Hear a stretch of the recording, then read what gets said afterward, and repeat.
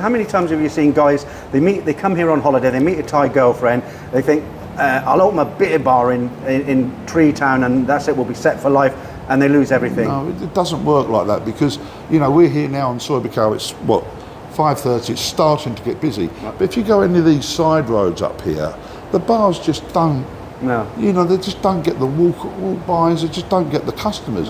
And I've heard so many sad stories where people do exactly that. They come here with a bit of retirement money, maybe sold their property. Oh yeah, I'll have a bar. It's a bit of a dream for a lot of people, isn't it? Oh, I'll have 4 or 5 girls working for me. Well, there's 4,000 bars in Pattaya doing exactly the same thing. And in good prime locations. You know, on my channel, I tell a lot of stories about guys who meet girls and they lose everything. And do you, because of you're in this industry, do you have any kind of like a good story to share with us? Do you know anything where you can tell us about a guy who met a girl and, you know, went down that route or something similar, or nothing comes to mind? Nothing off the top of my head. No, but it does happen a lot, doesn't it? It does happen a lot. But as I said the other week on the video, I think it's very difficult. We all see these YouTube channels like yours and you've got those warnings and red flags. And yeah, I think a lot of guys come here, yep, I'm not going to do that. You know, the 3-day rule or whatever you want to call it. Amazing, isn't it? It is. But then they get here and then they suddenly in the bar and they suddenly think, oh, I like it. She's lovely. She's different. You got it in one. I've heard that story so many times. And, you know, 6 months later, she's lost everything.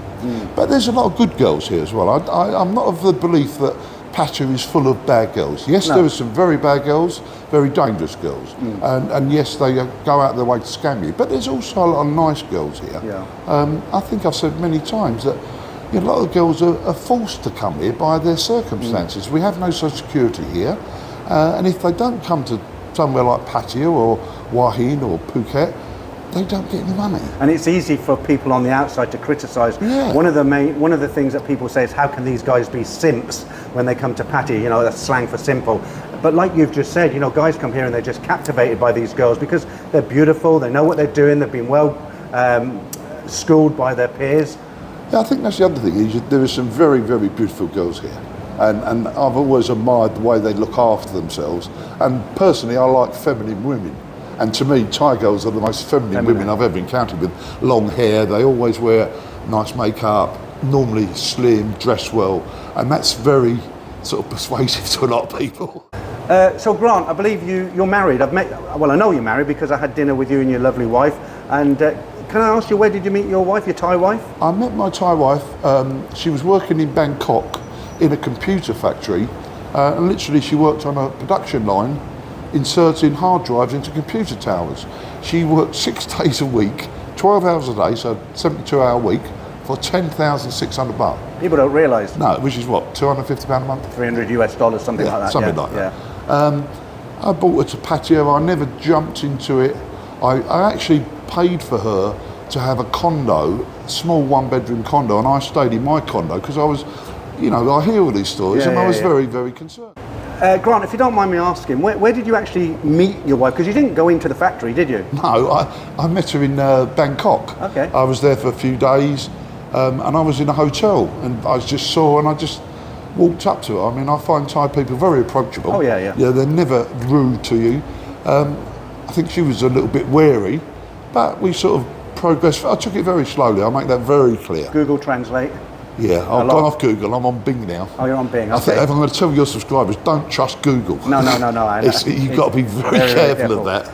So let's get back to the Candy Club and Tree Town. So where can you see the future of the Candy Club? Is it just going to, do you think it will carry on as it is because it is so successful, or do you want to get other bands in, or other acts? I wouldn't change the band. No? The band are a key part of this, and a lot of people come here every night to see the band. Expansion-wise, there's a Ladyboy bar next door.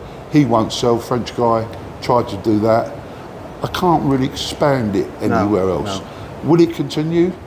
Please, Buddha, let's hope it does continue. I mean, I constantly promote it all the time on TikTok, Facebook. And you've sorry to interrupt, but you've had a number of YouTubers. I'm not the first to come in, am I? No, exactly. I'm a great believer in sales and marketing, and obviously it brings people in.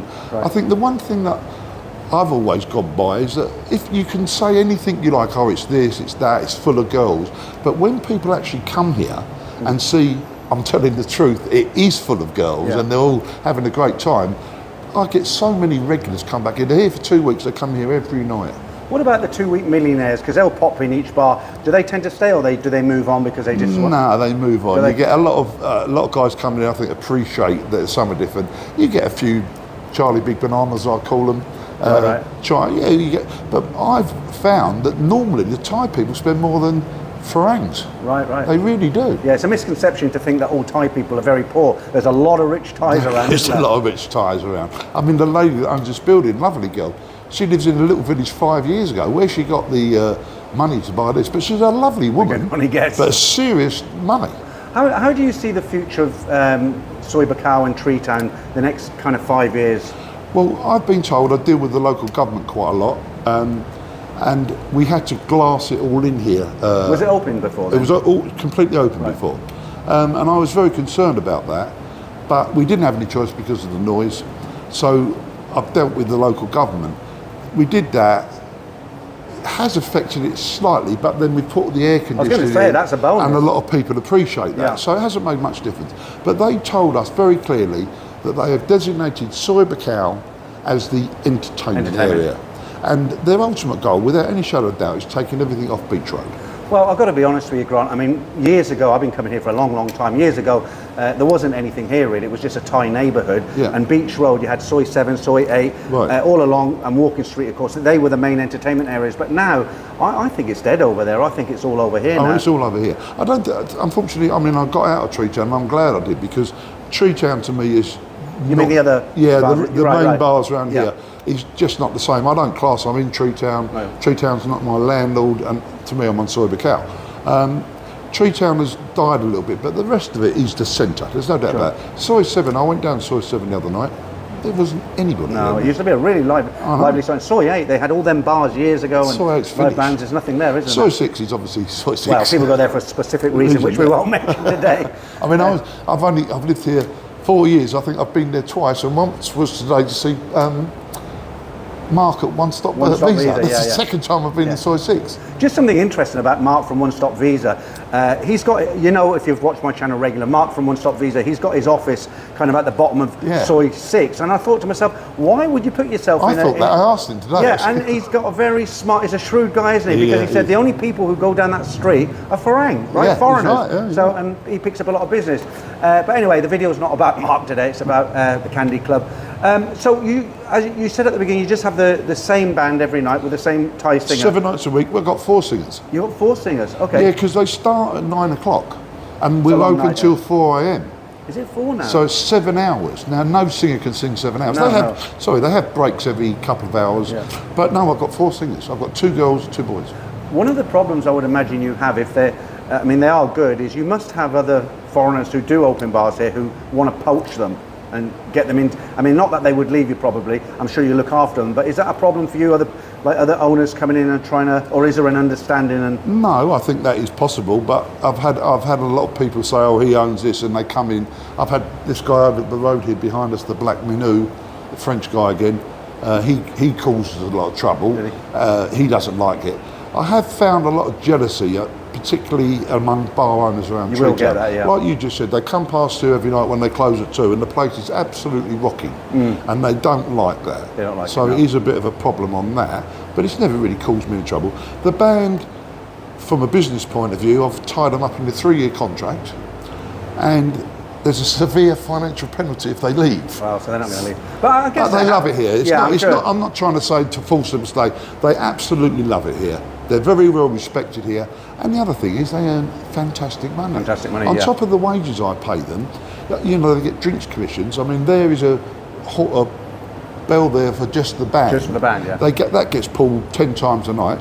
So they get That's a good idea. Drinks, plus they get drinks commission, and they get a huge amount of tips. Yeah. So they earn very, very good money. So they wouldn't want to leave No, anyway. I've never had any problem with that. I remember from my days in the hotels, because we used to hire bands from the Philippines and things, and I used to talk to the bands and they said there's nothing more soul destroying than a band playing to an empty room or 2 people when they finish the song and they don't even clap. So for them to get up on stage, and What's the capacity of this place when it's full? About 125. Right, 125 people, Saturday night, it's rocking. They finish their set, they go berserk. It must be so satisfying for them. Exactly, it means a lot to them, and they know they're very much appreciated. So, a bit of a strange question here. If somebody came along with the right money and said, Grant, I love this place, I've got to buy it off you, would you sell? My first reaction would be no. Right. But then my old saying is everything's for sale at the right money.